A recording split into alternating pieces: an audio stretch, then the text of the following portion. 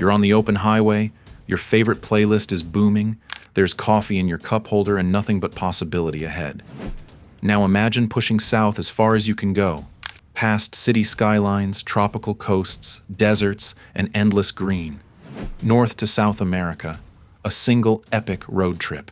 You're burning through Alaska, Canada, the lower 48, and the length of Mexico. Maybe you're picturing pulling into Panama, your tires humming as the odometer ticks higher than you thought possible. Argentina, here you come. Suddenly the road ends. There's no triumphant "Welcome to South America" sign. Instead, you're standing at the edge of the world's most impenetrable jungle, staring at a wilderness so fierce and wild it's thwarted every effort to link two entire continents. This is the Darién Gap, the greatest no-entry sign in the history of driving, where pavement dissolves into myth and centuries of ambition lose to the raw force of nature. Every year, hundreds of thousands dream about that drive from Alaska's icy tip to Argentina's southernmost edge. And every year, reality delivers a rude awakening. You just can't do it.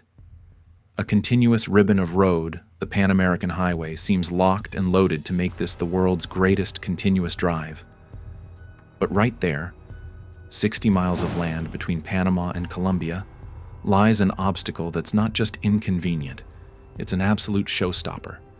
Think about how wild that is. In a world where engineers race to build superhighways across deserts and suspension bridges span storm-racked seas, a mere 60-mile missing link has held back billions in investment, political will, and adventurers' dreams.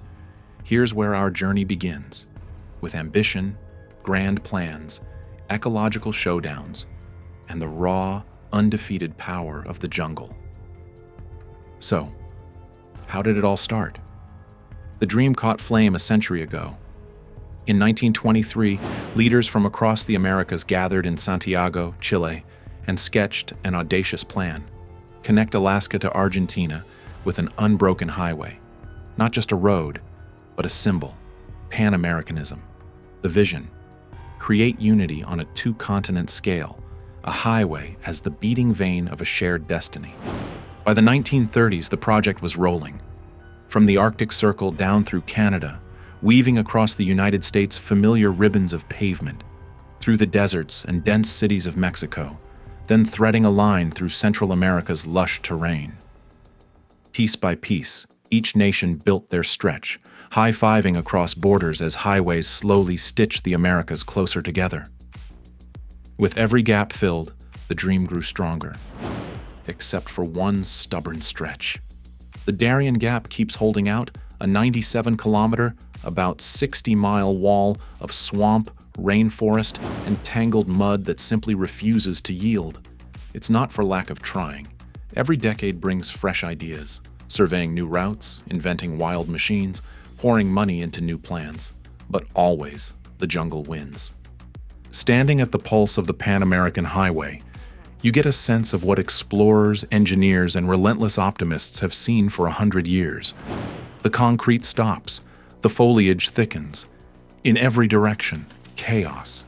Gigantic trees choke every path, roots tangled like a nest of serpents. Mud runs deep as a swimming pool, and rain falls as if it's never heard of drought. Welcome to the Darién Gap, the ultimate do-not-pass zone. But why is this patch so impossible? Start with the terrain. The gap is a nightmare of endless jungle and swamp so unstable it can swallow heavy machinery whole. The Atrato Swamp, a vast region inside the gap, acts more like soup than land. In early engineering tests, barrels dropped into the bog sank the equivalent of a 15-story building before reaching anything remotely solid. Try building a highway or bridge without solid ground to anchor to. Impossible. The climate takes tough and makes it catastrophic.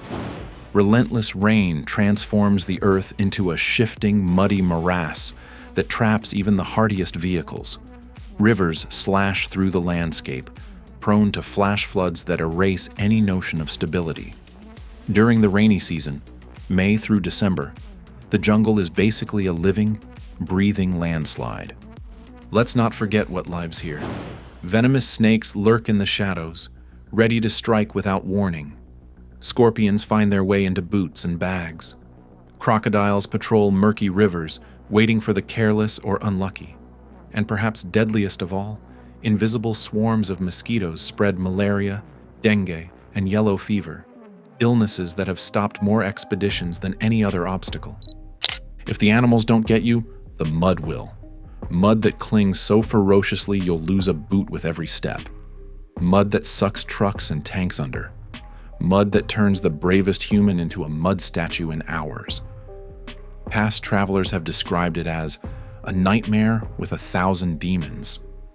That sounds like an exaggeration until you read first-hand accounts, slashed by thorns, blood drawn by biting insects, stumbling through ankle-shattering roots, soaked by rain that never gives a break. Imagine a trek where every step is a battle and rest means exposure to an army of biting predators. It's as if the jungle has evolved specifically to repel roads, and maybe, in a way, it has. But the Darién Gap is dangerous for more than just its natural hazards. In this remote, untamed stretch, lawlessness prevails. It's long been a haven for drug smugglers and human traffickers, an artery of risk in the migration journey from South America to the north. Desperate migrants cross, fleeing violence or poverty, risking everything in the hope for a better life. Tens of thousands attempt it each year, and for many, the jungle is the last thing they ever see. The threat isn't just from nature. Criminals hold sway, blocking rescue and aid efforts, profiting from human misery and the utter lack of oversight. And yet, despite everything stacked against the dream, the Pan American Highway's champions never quite give up. Again and again, plans emerge, each with fresh optimism, each ultimately doomed by the same unforgiving truths. Building along the coastline sounded promising, until engineers realized the coast is made up of churning tidal rivers and impassable headlands. Move inland. That meant tangling with the Atrato swamp, that bottomless sea of muck. Modern floating bridges might seem viable, but even the world's longest floating bridge in Seattle would barely dent the distance required by the Darién's shifting, hungry landscape. Colombian and American engineers, fueled by both politics and pride, conducted survey after survey. By the 1990s, a firm in Colombia proposed a route that would skirt the worst of the swamp and try to trace the higher, firmer ground. It looked possible, on paper. What it needed was a cocktail of concrete, steel, and relentless determination. But they weren't the only ones with a say. Here's where modern ambition collides with deeper values. It's not just the mud or the crocs. It's the fact that the Darién Gap is one of the world's richest ecological treasures, a biodiversity hotspot home to more than 169 species of mammals, thousands of insects, and rare plants that exist nowhere else on Earth.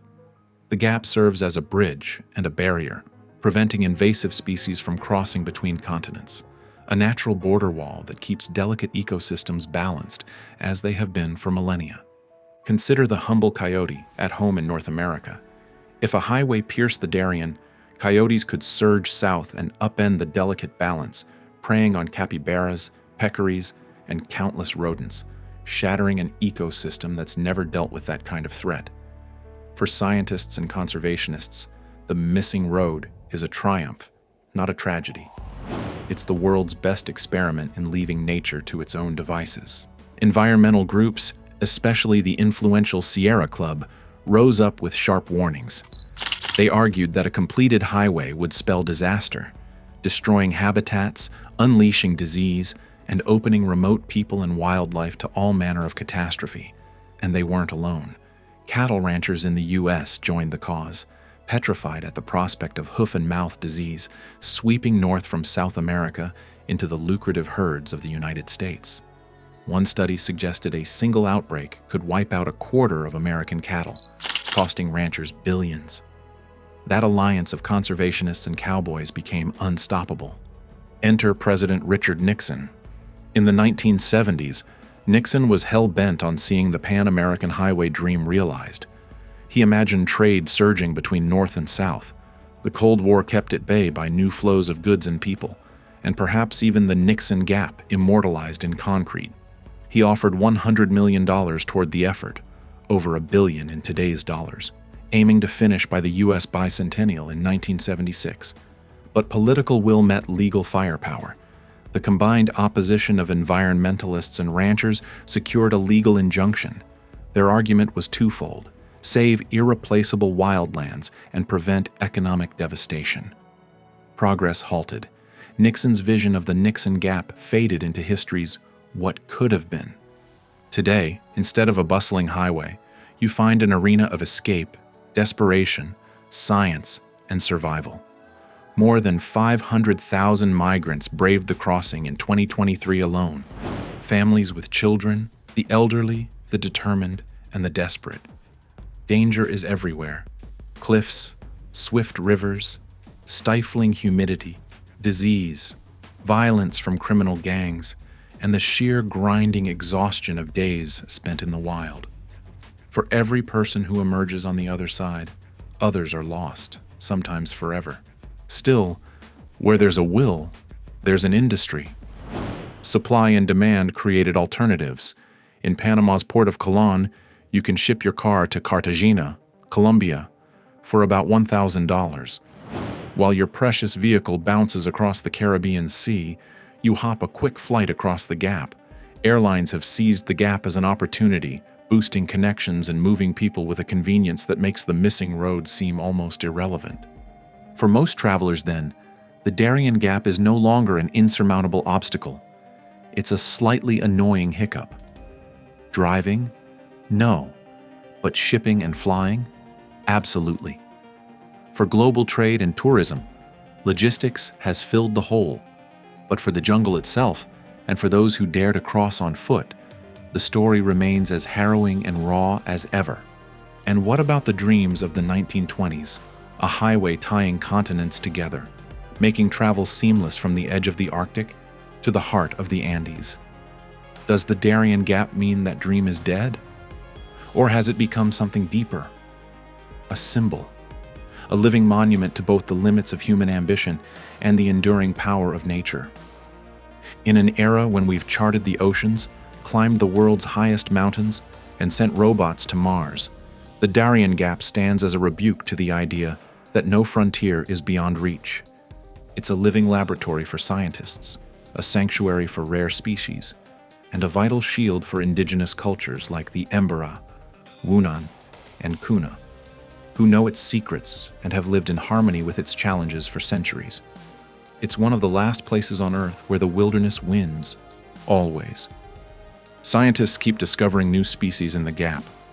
Botanists, zoologists, and entomologists dream of the cures and scientific breakthroughs still hidden here.